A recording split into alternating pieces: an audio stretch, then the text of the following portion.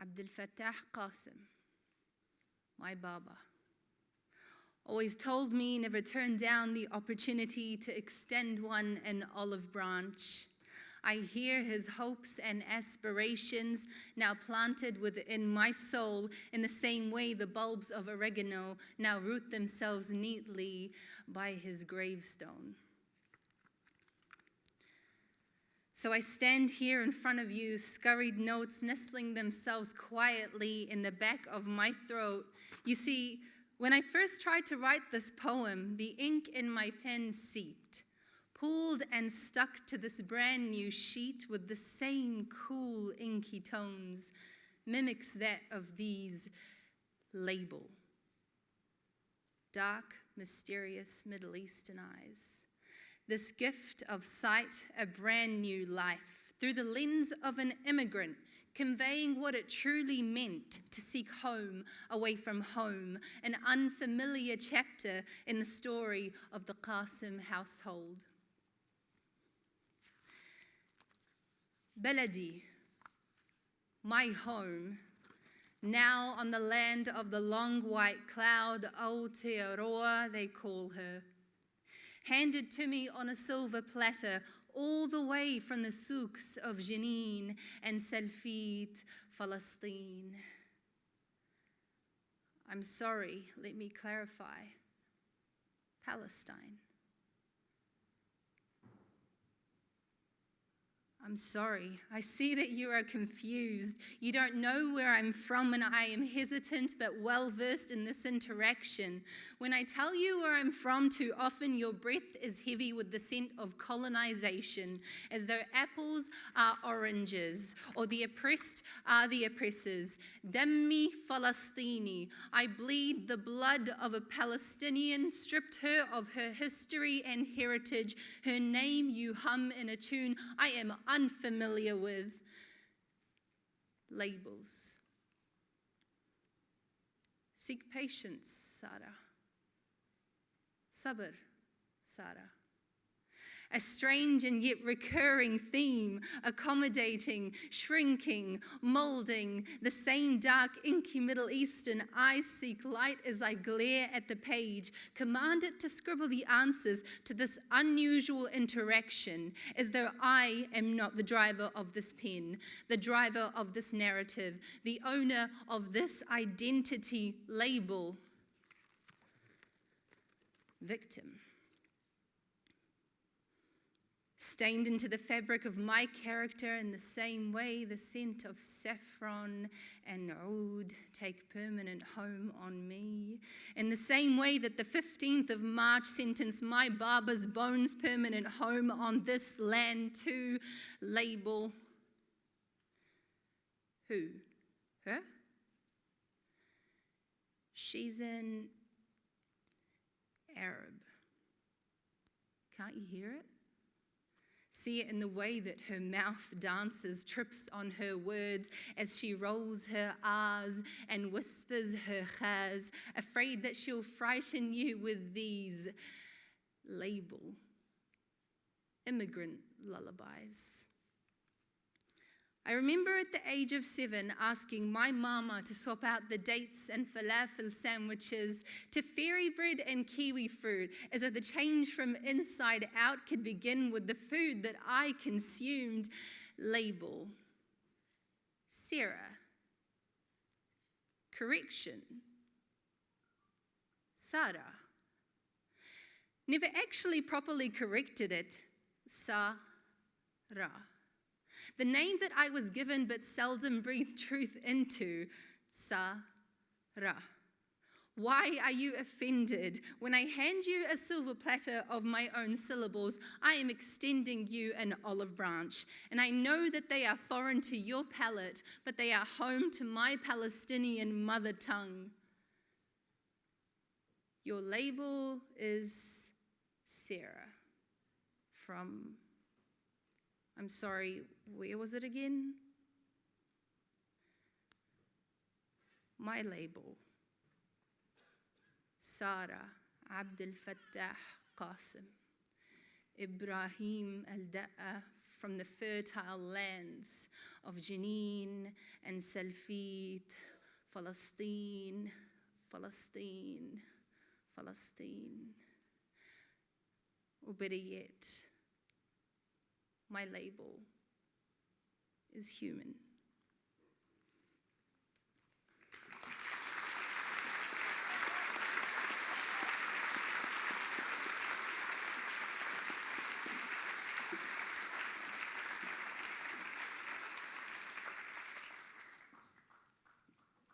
My name is Sam Park. I came to New Zealand 18 years ago, and I fell in love with the stars up in the Kashmir Hill. I had never seen that many stars in my life up till that point, and I knew then New Zealand would become my new home. When I think of what matters in life, I think of what my mother taught me. My mother, known as Mama Rose, always taught my siblings and I to be the best versions of ourselves. And because of that upbringing, we always strived our best to be the best of ourselves, so that if anyone meets us, especially if they've never met Korean before, they will get the best image of Koreans.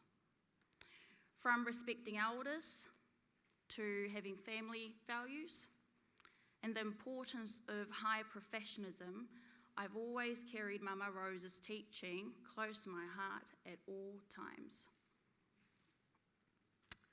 And for those who were fortunate enough to get to Mama Rose, I'm sure you still carry the fond memories of her feeding you until you were too full to even breathe.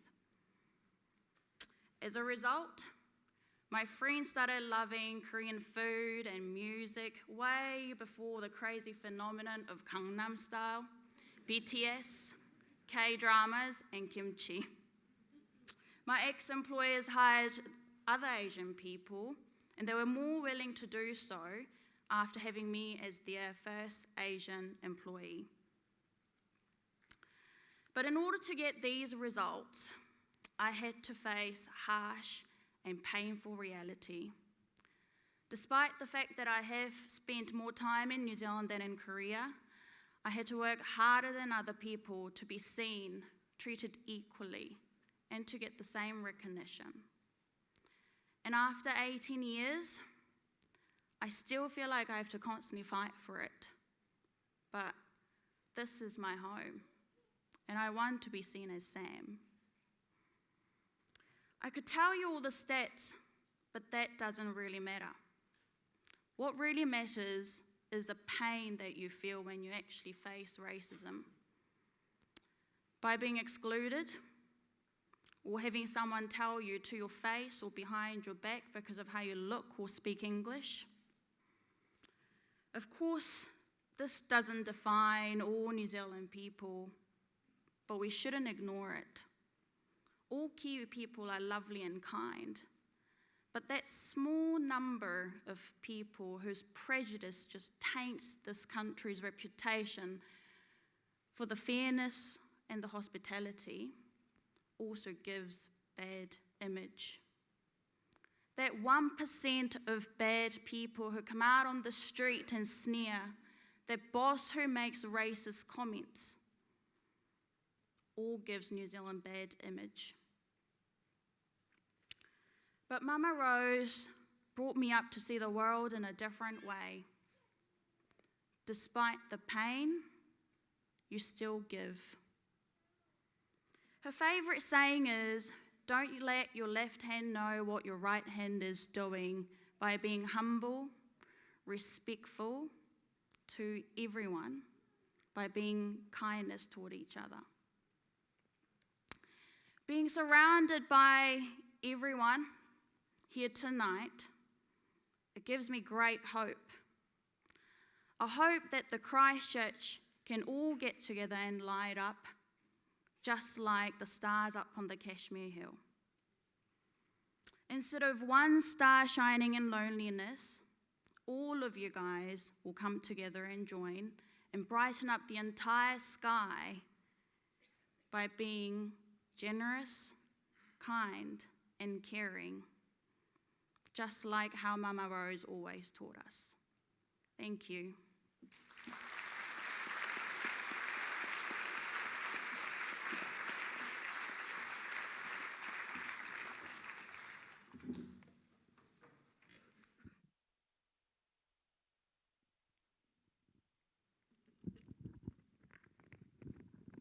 Kia ora koutou. My name is Will Hanlon, and you're a good person, aren't you? You recycle your cans, you pay your taxes, and you stop at the lights. That's enough, isn't it? And that makes you a good person, right? I suppose we'd all like to think we're good people. The thing is, it's easy to be a good person when everybody else is doing the right thing too. When an ambulance needs to get by on a busy road, we all make space. When Bob Parker told us to care for our neighbours after the quakes, we welcomed them with open arms. When Jacinda told us to lock down, we stayed in our bubble and mastered our Zoom skills. In times of great crisis, we've been fortunate to have great leaders to guide us and show the way. But how do we respond to adversity when that leader isn't there to guide us? It's not like they sit beside us on the bus every day, is it? Sadly, there are times where we bear witness to a fleeting moment where casual racism crops up. When a stranger on a bus makes a racist comment or a friend tells an off-color joke. The act we witness may be small, but the damage it does is far greater. At that moment, the Prime Minister or Mayor is no longer there telling us how to respond. The only voice to listen to is our own. That little inner voice we all have, a voice of integrity which calls us to action. So what then stops good people from answering this call? Simply put, it's hard. It's hard to be the one to stand up, to speak out, to go against the grain and be that first person. We question if it's our place, and to that I say, it needs to be our place. It needs to be our place to say something because racism is still an everyday evil. And whilst good people themselves do not inject such hatred into this world, evil still prospers when good people do nothing, when they stand by instead of standing up. However, when you let your inner voice become your outer voice and you speak out against racism, you allow that evil no room to prosper. You starve an evil moment and nurture the good. You extend a compassionate hand to the person who needs it. And most importantly, you empower everybody around you to play their part. If we really are good people, we cannot be content with simply being passive. So start a difficult conversation with the friend whose jokes miss the mark, or the stranger who makes a nasty comment. Don't be afraid to speak, even if you're not sure which words to use. Just don't be silent when you should be speaking up. Don't stand by when you should be standing up. And so I ask again, you're a good person, aren't you? Well, one thing's for sure, there is certainly no shortage of good people in Aotearoa. In fact, many of them are gathered here today. What we need is for good people like you to lead the way. My hope is that we collectively can create a New Zealand where we can all have the courage to be bold, be brave, and be the change. Nō reira e te whānau, karawhiua.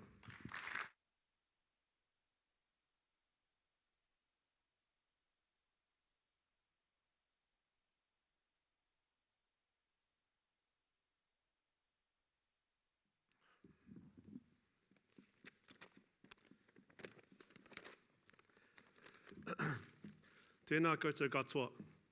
He uri tēnei, no Ngai Tahu, no Ngāti Porou, no Te Atiawa Hoki, ko Tyler Harrison Hunt tōku ingoa.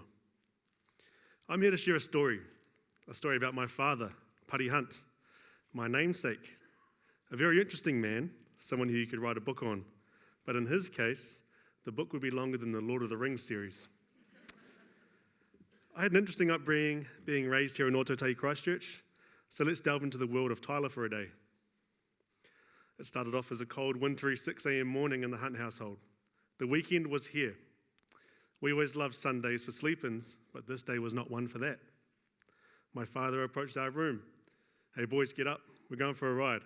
Get your togs and a towel, you've got 2 minutes. Sergeant Pari Hunt, we called him. At this time, myself and my brother were 10 and 8 years old. We were trying to squeeze in the option of going to QE2 for a swim for the whole week. Excited, we skipped breakfast and jumped into the car. Where are we off to, Dad? My brother Harry asked. You'll see, boys, just be patient. Little did we know about the roller coaster of emotions that were about to ensue. We were not going to QE2. My dad was driving to Littleton. Stupidly, we thought there was a new indoor pool that had just been built around those ways. Oh, how we were wrong. The car inevitably stopped at Rapaki Wharf. Boys, get your togs on, Dad ordered.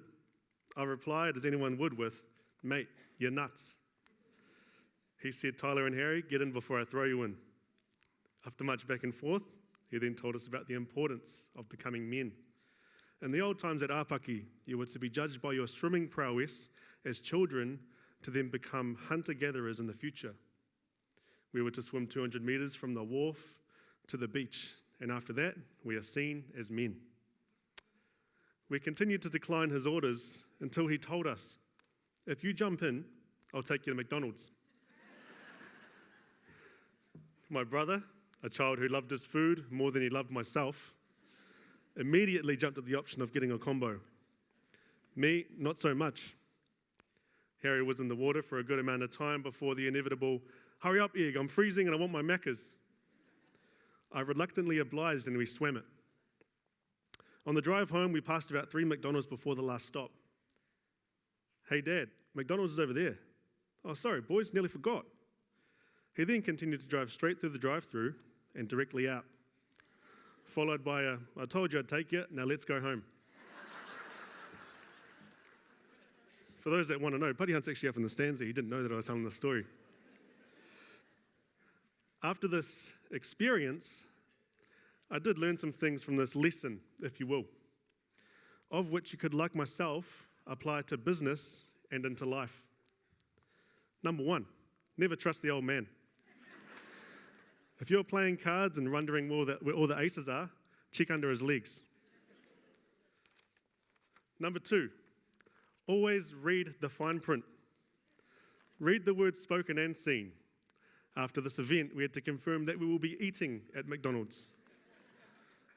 Number 3, never take the first offer on the table. Self-explanatory. Number 4, lessons. As unorthodox as my dad's lessons were, complemented by my mother's kindness, there are lessons that help me build me into a person of higher moral value, with an optimistic nature and a readiness for the somewhat unexpected. I wouldn't have been able to withstand earthquakes, our house fire, a near-death car crash, or the mosque attack where we lost friends and whānau, without their teachings and love. So parents and children, hold your near ones dear. You never know what's coming tomorrow. Sow the seeds of strength, cultivate the seedlings of love, and harvest a crop of humanity. To close this short speech, they say that you can judge a man's character by the dents in their armor through life-changing events like the one that I just told you. In my case, there are many dents. I'm a Muslim, but I do not look like one. I am a Māori, but I haven't been gifted with the tongue yet. I am a coach, but I do not dress like one. So how will you know me? You wouldn't be able to see my armor with the naked eye. You need to use the lens of seeing and listening to truly see these dents. It's important to note that we have 2 eyes, 2 ears, and 1 mouth, so we can see and hear twice as much as what we speak. My name is Pari Tyler. I am a Māori, a husband, a father, and a favourite son. I am a businessman and a friend. I am a Muslim. I am from Aroha Christchurch. Nō reira, tēnā koutou, tēnā koutou, tēnā tata te katoa. Kia ora.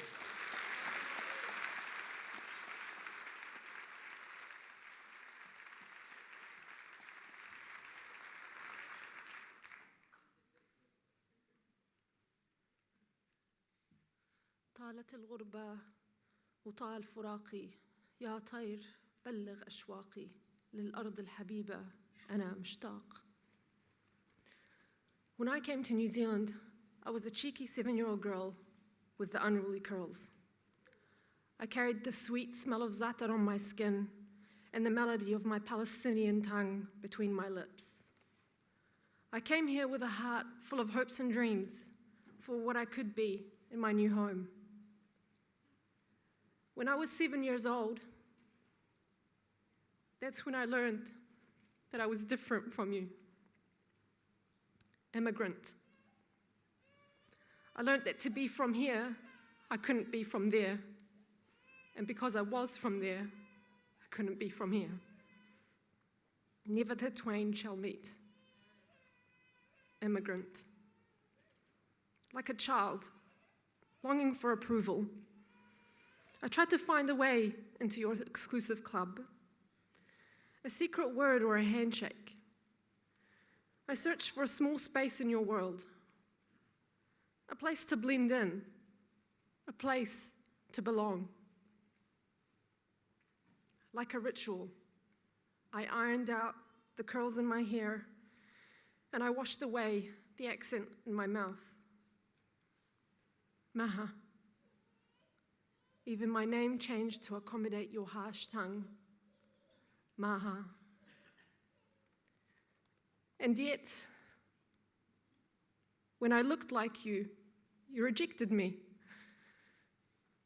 When I spoke like you rejected me. Your words echoed loudly in my ears, words that cut so deep I would never forget. Where are you actually from? You can't really be from here. It takes me 24 years to break your rules of the game, to realize no more. I will write my own story and I will live my own truth. I will choose to be from here and from there. I will wrap my hair proudly in this hijab and I will speak my Arab tongue. أنا البنت العربية الفلسطينية and I belong here. Aotearoa. Just like my Baba's blood watered this earth and his bones fed this land, I too will spread my roots here. I owe it to him, and I owe it to that little girl who came here with a heart full of hopes and love and a simple wish to belong.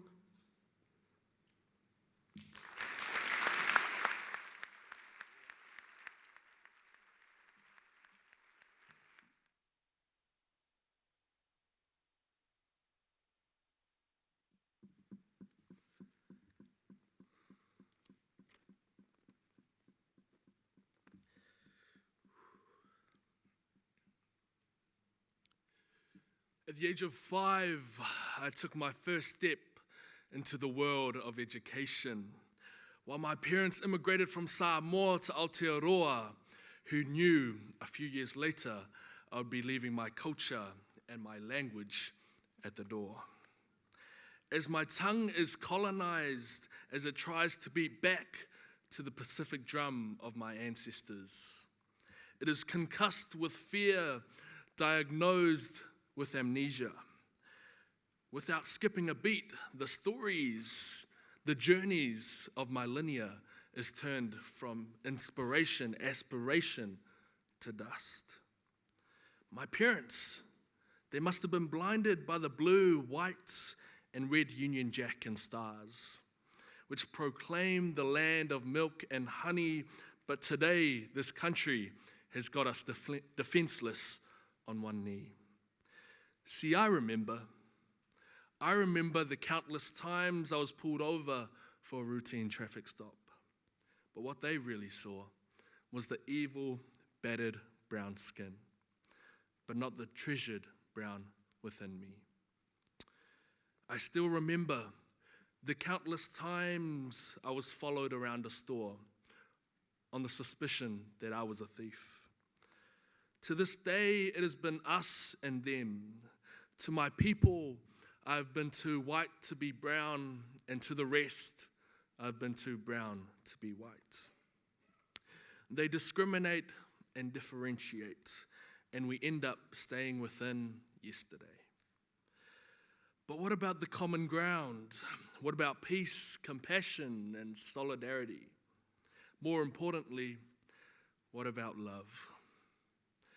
Aroha, the pursuit of the breath of life.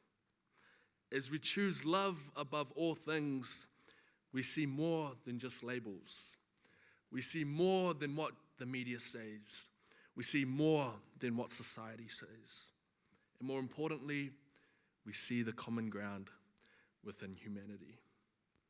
So why not lead with love, interact with compassion, explore with understanding. Then unconsciously, our humanity will become our All Blacks jersey that we choose to wear every single day.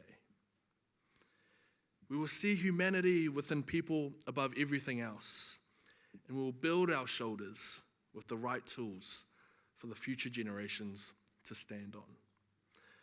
And so I ask, what kind of ancestors do we want to be? What kind of legacy do we want to leave? When day comes when we ask ourselves, where can we find light in this never-ending shade? The loss we carry, a sea we must wade, we've learned that quiet isn't always peace. And the norms and notions of what isn't always justice. And so we lift our gazes not to what stands between us, but what stands before us.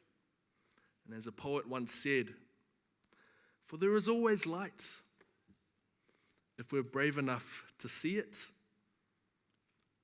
if we're brave enough to be it. And so, let us not be afraid to be the change. Not a change in skin tone nor colour, but a change in mindset. Me taki mata, whaftai lava. My name is Okirano Tilea.